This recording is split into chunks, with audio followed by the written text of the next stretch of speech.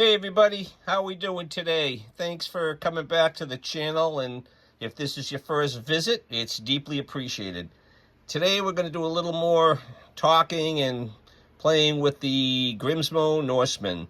I got this recently and did a few little tests, carried around a little bit, but I really don't see anybody using the knife that much. So I'm going to use this thing. I did a tabletop, so I'm guilty of that as well, just a video or two back. And this is going to be about cutting just a little bit of wood.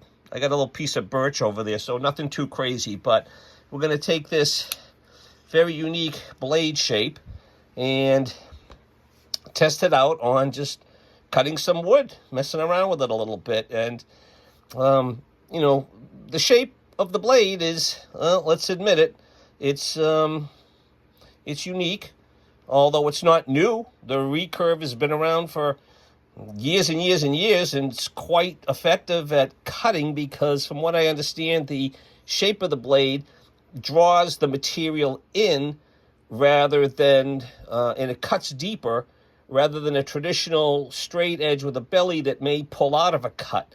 So especially if you're doing longer cuts, the recurve is better suited. The tanto part, I'm still messing around with that.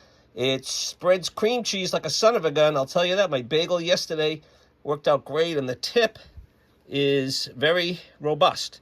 That is nice and thick, and the way they grind this, it looks quite durable. Not that I'm going to pry open a paint can, but if someone had to persuade something to move a little bit, I think this would hold up to it pretty well. So, and again, let's admit it, the shape is different. A lot of people like to call it that P word. They're afraid to say it, but I'm not. I think it looks just like a pelican. Okay, so there you go. All right, there's my stupid sense of humor for the day. Great job on the grinding. If I'm not mistaken, it's the brother Eric Grimsmo that does the sharpening and grinding on these and assembly and other stuff. So kudos to him. And John designs and programs the machine. And all right, so everybody knows all this stuff. All right, let's get to some cutting. Let's see how we do here with, oops, bumped the camera, sorry. With some of the, take some of the bark off this little piece of birch. Okay, here we go. So, yeah, nice.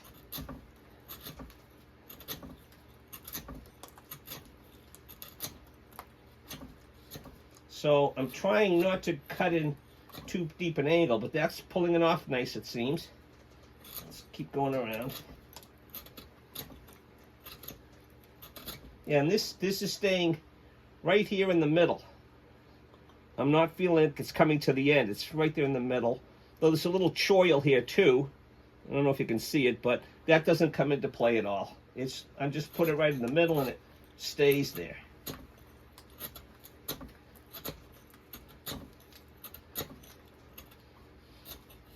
Feels nice and comfortable in the hand. I don't feel any hot spots. The thumb ramp with the jimping on it is very nice. Feels good and comfortable. It's not too aggressive. And the clip does not dig into my hand at all. This feels great in hand. Now, let me try choking up, put my finger in the choil up front here. I don't know if that's technically a choil up here or if they just designed it so beautifully it works, but let's put the finger up there and see how it does. Okay, I've got control, but that's good for fine stuff. But for hogging the wood off, I think it's better to hold it traditionally with the full four-finger grip behind the choil. Okay. All right, so we see that does okay. Now, let's see. I guess it pushes, but I see this as more a scraping tool. Getting under there and scraping something off, or if you want to do a draw cuts, this little point, the little tooth down here and the tip, those work good. I've done a few draw cuts. This you just lift up and, you know, you'll be okay with that. But, in fact, hold on, I got a piece of paper right here. So, if I put the paper down, and they say, oh, I want to do some draw cut, let's start with this right here. It's nice, your hand is nice, low, natural angle, and you draw it. Oh, I'm hitting the wood here, but you can see it's cutting through no problem. Beautiful. The tip, if I really go up high, put my fingers here to brace it. That, of course, works beautifully too. I'm just missing the front part because of the log here, I think, but yeah, there you go, nice. And then cut-wise, the Magna cut is beautiful. I don't have any RWL 34. Is it RWL 34? I don't have any of those blades. That's what they've been using for a very long time. But this, when I saw it was Magna cut, that also helped me pull the trigger because I have a few other Magna cut knives, and I like the steel. I think it's pretty beautiful stuff. All right, this is just me not holding it right, but it cuts beautiful, and that tip will pierce right in. Again, that nice sturdy tip, and there you go. So that's that. I can, let's go back to this.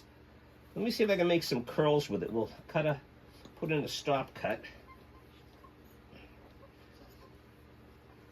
and see if I can get some curls.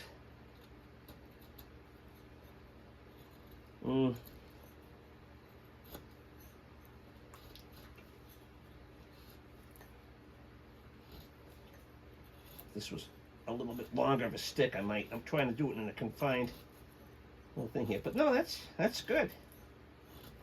Not the thinnest, but this is my first time trying it, so you know, they got curly. So if I had to, when the wood's dry, so that's a good thing. And I think those would catch. Maybe I'd have to crunch them up a little bit more, but there you go. So guess what? This knife will cut wood. All right, and again, the action. I've got, you know, we've all got good knives and this and that, but this thing is just, the more I use it, it's just better and better and better. Okay, so there you go. Hope you like that, and if you have any feedback on what you think about the blade and how you've used it and so on, let me know. The tolerances are just really fantastic. This so nice. I did take it apart too. I put it in. I just took it apart like the first day I had it. I saw so many people do it. It's very easy. Couple of screws. They give you the driver, and very, very simple, very beautiful on the inside. Some nice engraving and so on. This was actually on the handles. These handles were made February of 2025, which is nice. That's my birthday month, so I felt good about that. And it was assembled after I ordered. It was assembled in the middle of April, and you know, I went through the whole buyer's process. If you look at my first email about this one or two back, you'll hear some more about that. But it just gives you, it's simple and beautiful and does what it's supposed to do. So, okay, thanks for watching. Hope you have your favorite knife with you today. I don't know if this is my favorite, but it's my favorite for now. Okay, thanks for watching. Bye now.